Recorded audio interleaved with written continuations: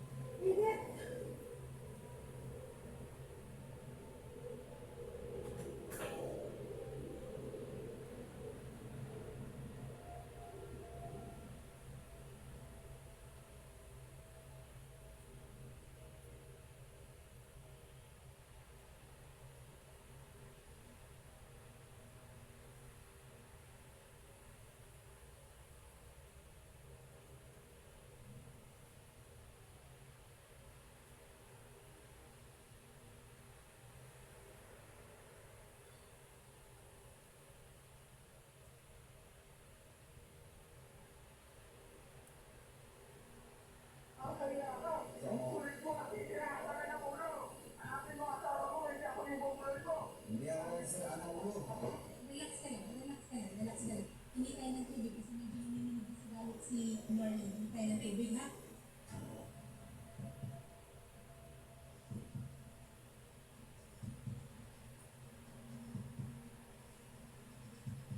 Hawakan ko na siya.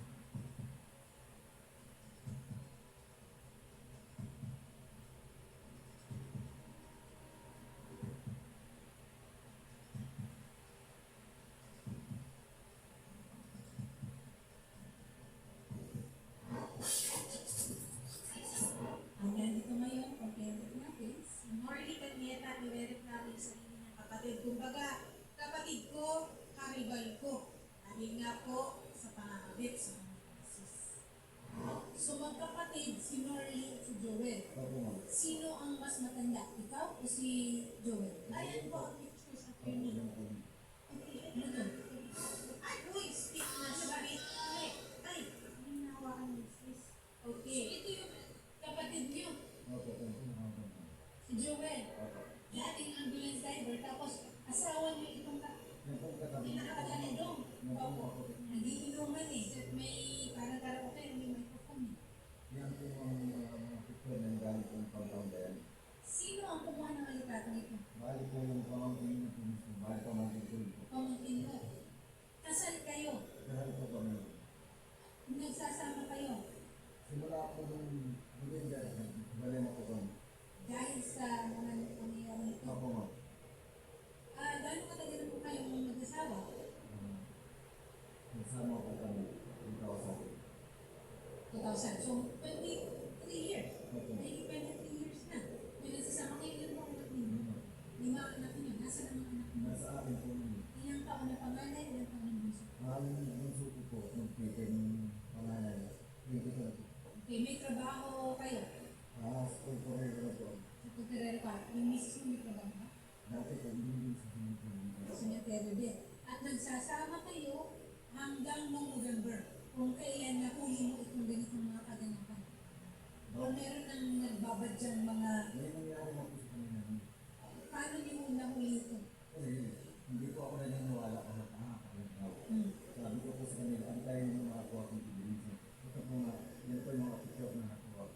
Kinumpronta niyo ba ang asawa ninyo o ang kapatid ninyo tungkol dito? Pinunta ko po yung babae. Malata, hindi rin po. Pati po yung lalaki, matapak po kasi naman. Na hindi talaga.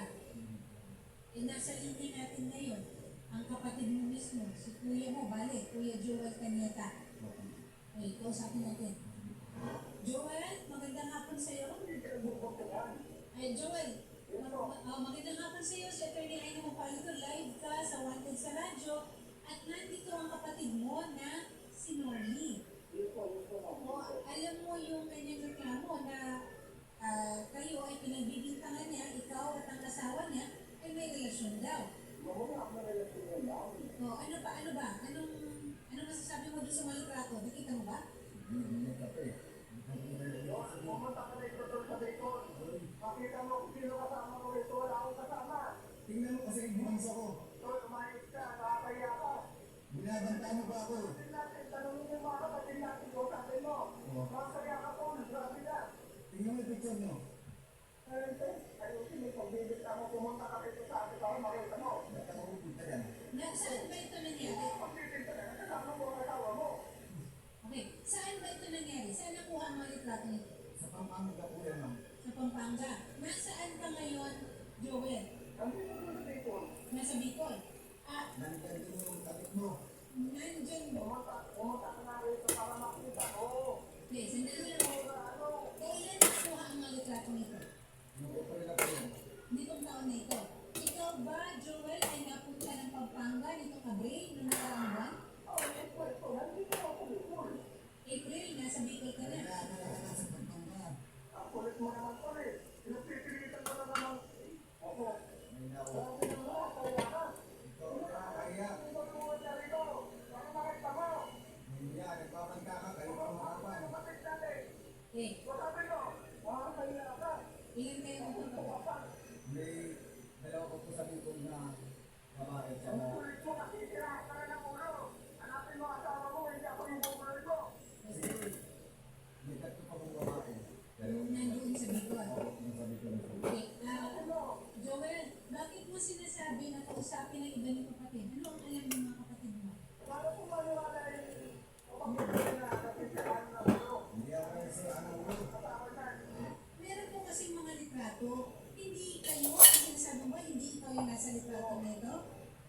Yung like, magka-holding hands po kayo, Sir Joel, tapos nagkakantahan po kayo at nakakandong na ho sa inyo halos. Ito po si Mondores. Oo. Ano po itong story sa nanawan po rito? Ako ito, nagpusta. Ay, tumigil ka na. Ano po ano? Okay, ikaw tumigil. Hindi ko makakapagay, ma'am. Sandali, kalma lang tayo kasi gusto natin mapunit-puno nito. So, itong mga litrato, clear pictures kasi sila siya. Nakikita ko rin kung sabi ko, ma'am. Dahil naman na ako din kasi. Ayaw ko makatulong yung kapatid ko na yan. Okay. So, Gusto ko pa rin malaman. Hindi mo Bakit ka rin sa akin? Huwag mo akong pagkakanan tol. Alam ko, nakapagpintahan din ako tol na ako yung asit. Doon na nagpahuli sa mga asit na yun. Yung nga sabi nila eh. Ikaw maraw na pahuli. Huwag ganun tol. Huwag ako dyan tol. Yan mo. O sige, uwi ka. Magbanta ka na naman. Hindi kita na nagpapatahan ko. Uwi ako dyan. Oo. Sa Bagtag o Quezon City. okay. Dedication City. Nasaan ang asawa mo ngayon? Nasaan si Doris? Nasa tutuloy po. Ang sinasabi mo, magkasama sila ni Kuya Joel? Yun po ang sabi ng mga tao ron. Oo, ito mo na. Ang doon sa akin ko sa'yo, pumunta ka rito para makita mo kung magkasama kami sa asawa mo. Ngayon lang po. So, wala dyan si Doris. Joel, wala dyan si Doris. Hindi sumama sa'yo. Wala ako. Hindi ko pa alam ma'am. Okay. Sino ba ang... Kaya talaga sila ako ng kapatid ko na yan. Okay. Sino ang kumuha ng mga litrato nito? Ano po yung sa Pampanga? Oo. Yung pamangkin ko sa Doris. Pamangkin ni Doris. Sino ang pangalan? Pinadala sa'yo yung litrato niyon. Sino yung makausapin natin? Ngayon, Joel, sino nandyan? Yung isang kapatid niyo? Okay. Kasi kung mapapanood ninyo yung mga picture, relax ka lang, relax ka lang, relax ka lang. Hindi tayo ng tubig kasi medyo nanginginig na sa galit si Norley. Hindi tayo ng tubig, ha? Oo. Relax ka lang, ha? Hinahanap natin, hanapin natin yung asawa mo. Tubig. Hinga ka malalim, ikot mo lang ang mata mo. Okay? Hinga ka lang ng malalim, hinga ka lang ng malalim. Relax lang. Relax lang. Hinga tayo ng malalim. Hinga tayo ng malalim. Sige po. Okay, saglit lang na. Lang ha? Okay, hinga siya sa gabi. Hinga kayo. Naik ang pilat ng mata natin. Sige po eh. Nakasampuhan na po tayo dito. Sige po. Inom na po muna tayo ng tubig ha. Ngayon po kasi ito yung hindi po sumasagot sa tawag natin si Doris. Ang gusto lang naman pong malaman at yun ng netizens din. Ano po ang storya behind that picture? Sir Joel, nawala ka sa link. Nawala ka sa link. Sir Joel. Nandiyan pa, Joel? Standby lang natin kung meron pa yung nurse dito. Isa. Para kuhanin natin yung nasa ha? Sunod. Hawakan ko. Okay po. Sige po. Kuya Joel. Hawakan ka lang muna ni Atty. At standby lang daw muna ng nurse. Sobrang galit kasi sa sobrang galit ko. Sige sir, kalma ka muna sir, kalma ka muna. Kasi syempre, hindi rin naman biro na yung sarili mong kapatid ang tatalo sa disease. Ngayon, tinatanong lang naman po namin, sa ngayon ako nakamonitor, tinatanong lang po namin si Sir Joel, ang depensa ay hindi naman daw po sila magkasama ngayon. Pero base po dun sa pictures na pinasend po, ni Sir Norley, mga kapatid, magkahawak po ang kamay ng kanyang kapatid at magkasama sa inuman, halos nakasandal na po sa kanya si Mrs. Ang nais din po sana namin, sumunod si Mrs. para malaman din po ang kanyang panig. No, pero ngayon po, hindi na po tayo sinasagot. Kaya mo ba, sir?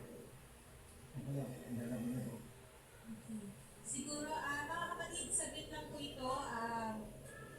Papacheck lang po namin yung BP ni sir. Sobrang galit na din po niya sa kanyang kapatid. Okay, mataas ang BP ni Kuya Norlis. So, 190 over 100. Okay, tama ako. So, ano na? Off-air na lang po natin dito, Mrs. Natal Attorney. At kung nais naman po mag-file case ni Sir Norley, ay tulungan po natin. Pero, gayon pa man, susubukan pa rin po namin kausapin si Kuya Joel at gayon po yung Mrs. na off-air para malaman po kung ano po yung palit nila at kung paano po kung sila yung tulungan. Pero ngayon po kasi mga kapatid, narapat po namin dahil 190 over 100 po ang Kuya Norley. Pero kaya kinabahan din po si Attorney Aina kanina kasi pero ngayon na po. Iba na po yung meaning. Sa sobrang galit po. Yes, sa sobrang galit. Kaya po siya pinagpahinga ng malalim. Tapos pinapatipid po ng kanya. Hinawakan po ng kanya para yung medyo stable at pinagawa siya. Kasi yung sobra niya, yung emosyon, ang nagtataas ng kanyang hindi ko alam kung ito yun siya, naman. Pero ganun din siya, overly emotional tayo. Lalo na galit. Alam mo yung sinasabi, nanginig sa galit? Literal. Yun po yun. Nanginig sa galit. Kasi hindi niya mailabas eh. Umiyak niya eh. So, yun na po. Yun pa yung tumalot sa kanya. So, yan po talaga. Dahil live tayo, anything goes to dito, pero ready naman po. Agad-agad naman po ng as a matter of fact, may nurse tayo. Sa amin. Okay, pwede ako na medical nag-version 6 minutes. Oo, yun nga po. At buti na lang attorney. Siya nung nakausap niyo. Okay.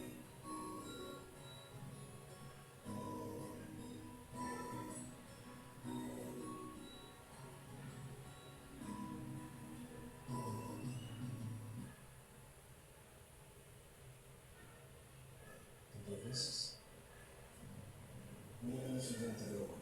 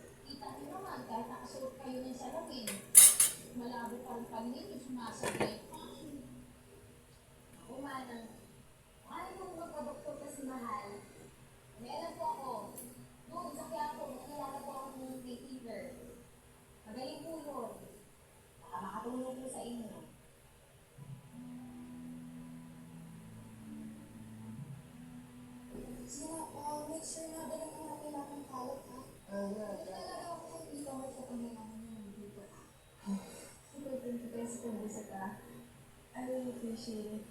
You don't know how boring it's been. Ano ka naman? How can you live like this? Pagpipili mo ako. That was just... I'm sorry not to keep sneaking in here. What do you mean is this? Lagi ka naman kasama. Yeah, miss na kita makahanap. Pinakapunta lang yung bed.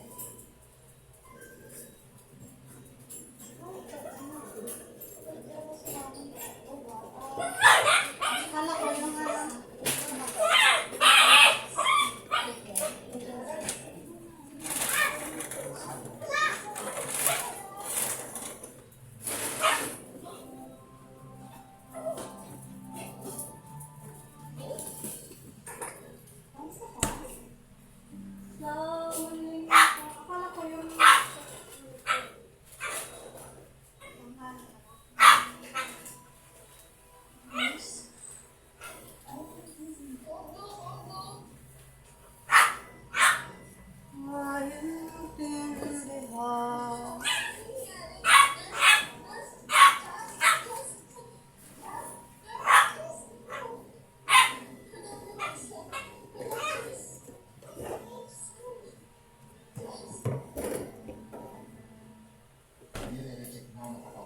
Jasmine ang pro medications niya.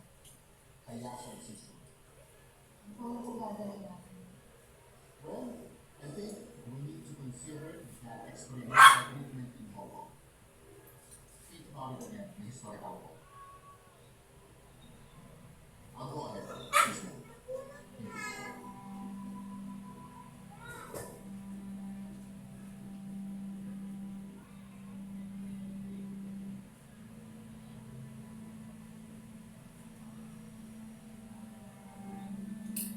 Right?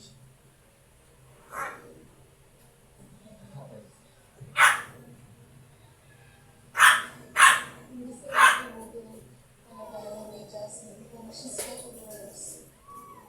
Tumutulong ako sa anak ko. So sorry, Mars. Basta nga, sabi mo lang sa akin kung anong pwede kong gawin para makatulong sa'yo. Hindi tayo nahihirapan yung anak ko. Baka kailangan ko siya dalhin sa Hong Kong. Hindi ba ayaw mo pa? Bahala na ako mag-alit sa tao ko. Ang importante ang buhay ng anak ko. Hindi yun ang anak naman ng asawa ko.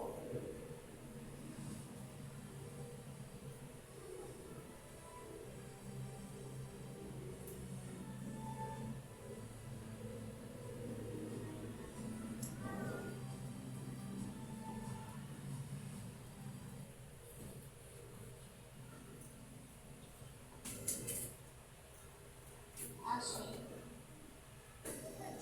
nakita ko sa visitors club na pinuntahan ni Sanders si Jasmine. Hindi mo ba alam na pinagbabawalan ko yung natin? At ikaw na pinagdala sa kanya? So, Tita Marge, gusto lang naman ko lang nakita si Jasmine kasi namiss na din po namin siya tsaka huling po kami. Dahil sa doon, na-stress yung anak ko. Alam mo ba nagka-seizure siya? Sabi ng doktor, dahil sa pag-isita nyo, baka din siya na-trigger. Tita Marge, so sorry, hindi ko pa talaga sinasadya. So sorry, ano?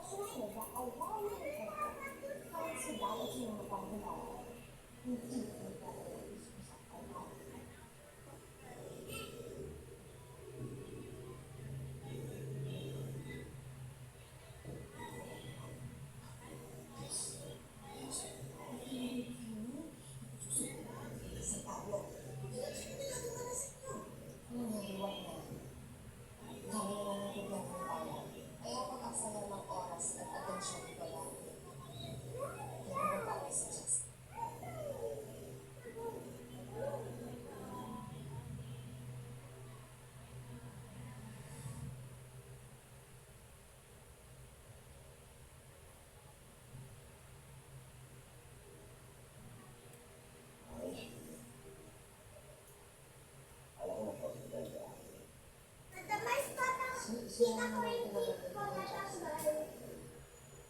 Ikaw sana yung papupuntahan ko para lang police ka.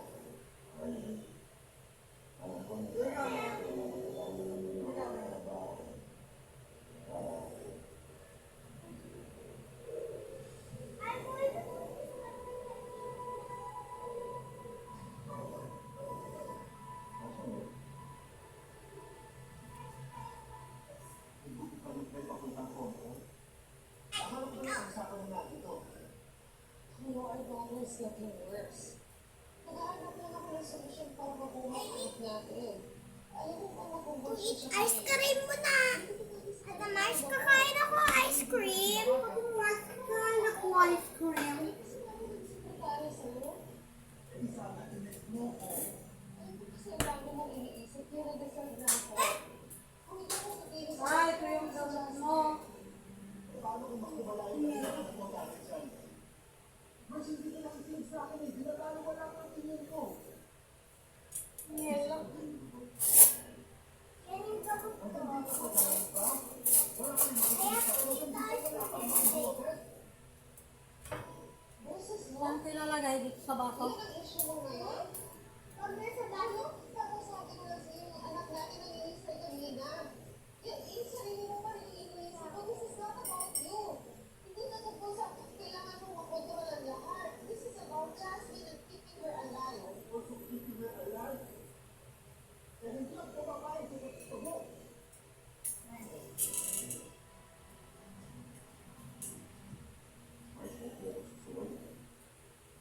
ayoko sa avocado.